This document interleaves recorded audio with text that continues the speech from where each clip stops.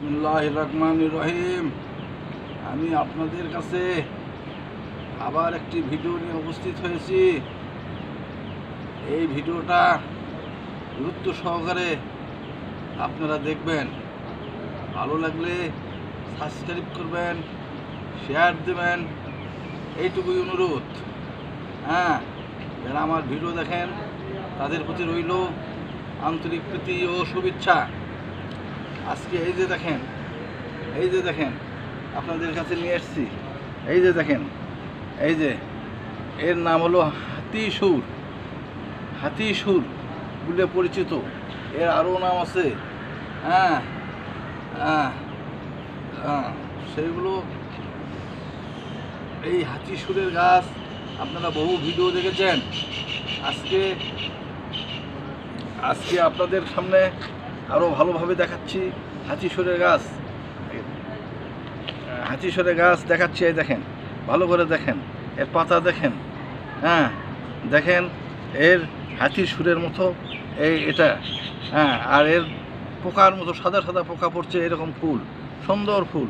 এই দেখেন পাতাগুলো দেখলেন, চিনে নেন, কাজে লাগবে। আচ্ছা, এই গাছের উপকারিতা না বললেই নয়।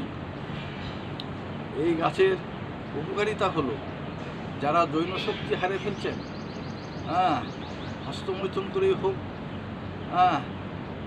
অধিক স্বপ্নদোষ হয়ে হোক, যারা শারীরিকভাবে দুর্বল হয়ে পড়ছেন, তাদের জন্য আমি কিছু কথা বলতেছি।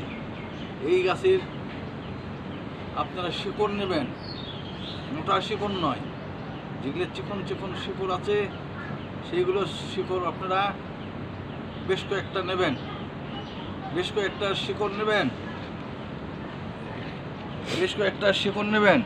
শিকড় নিয়ে ভালো করে পানি দিয়ে ধোবেন যেন বালু না থাকে। তারপর আপনি কি করবেন, এলাচ আছে না, মশলার এলাচ, এই মশলার এলাচের 5টি দানা নেবেন, গনে 5টি দানা নেবেন।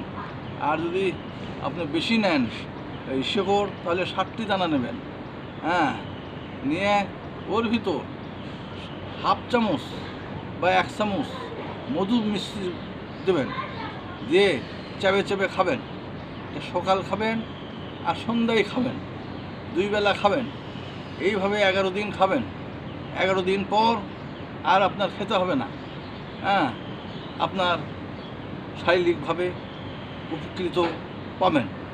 অন্যরা ইউটিউবাররা বলছে যে চকি ভাঙবি, হ্যান দেন, এগুলো মিথ্যা কথা, এগুলো সত্যি কথা নয়।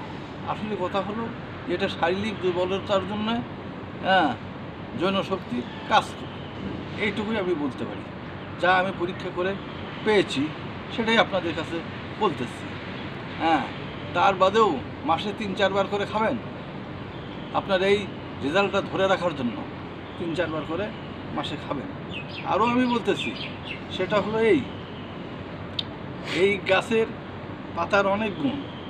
যাদের দাঁতে ব্যথা হয়েছে তারা যদি এর শিকড় দাঁতে দিয়ে চাবায়, তাহলে দাঁতের ব্যথা, দাঁতে মাড়ির ব্যথা, এগুলো ভালো হয়ে যাবে। দাঁতের ব্যথা থাকবে না, মাড়ির ব্যথা থাকবে না।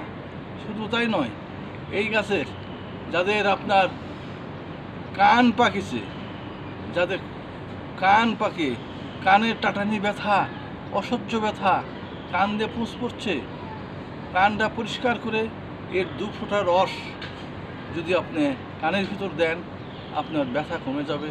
আস্তে আস্তে ব্যবহার করতে করতে কান সেরে যাবে। যাদের চোখের সমস্যা, এর চোখের খুব একটা ভালো ঔষধ। এর ভিতর চোখের সমস্যা, আপনারা কি করবেন, এটা চোখের ভিতর দেওয়ার ঔষধ নয়, এটা পিষে রস করে খেতে হয়। খেলে পরে আস্তে আস্তে চোখের লাল ব্যথা সেরে যায়। অনেক জায়গায় আপনার বিষাক্ত পোকা দংশন করছে, সেখানে জ্বালা যন্ত্রণা ফুলে গেছে, সেখানে আপনি ব্যবহার করতে পারেন। ব্যবহার করলে জ্বালা যন্ত্রণা ফুলা ভালো হয়ে যাবে। ফাঙ্গাস ইনফেকশন, যেখানে ফাঙ্গাস ইনফেকশন হচ্ছে সেখানে এর পাতা পেস্ট করে লাগাই দেবেন, ভালো হয়ে যাবে। যেখানে দেখছেন আপনার ব্রণ উঠতেছে, ব্রণের ব্যথা, লাগিয়ে দেবেন, ব্রণ পেকে বের হয়ে যাবে, ভালো হয়ে যাবে, আর ওইখানে ব্রণ হবে না। এটা এইগুলোর দিক দিয়ে খুবই কাজ করে। শুধু তাই নয়, হ্যাঁ, পা ফুলে গেছে, কোথাও আঘাত পেয়েছেন, ব্যথা হয়েছে, জ্বালা যন্ত্রণা হচ্ছে, সেখানে এই পাতা পিষে রস্ট করে প্রলেপ দিলে ভালো হয়ে যাবে। শুধু ভালোই হবে না, হ্যাঁ, আপনার আরও ভালো হবে কি, যদি কাটে যায়, ফাটে যায়, সেখানে এর পাতা রস লাগিয়ে দেবেন, ভালো হয়ে যাবে। আমি এর গুণাগুণ অনেক, এর গুণাগুণ অনেক, অনেক কথাই আছে বলতে গেলে। আজকের মতো বেশি ভিডিও লম্বা করতে চাচ্ছি না, হ্যাঁ, আমি আজকের মতো এই পর্যন্তই ভিডিও শেষ করছি। আপনারা সবারই সুস্থ দেহ মন কামনা করে আমি শেষ করছি। আল্লাহ হাফেজ।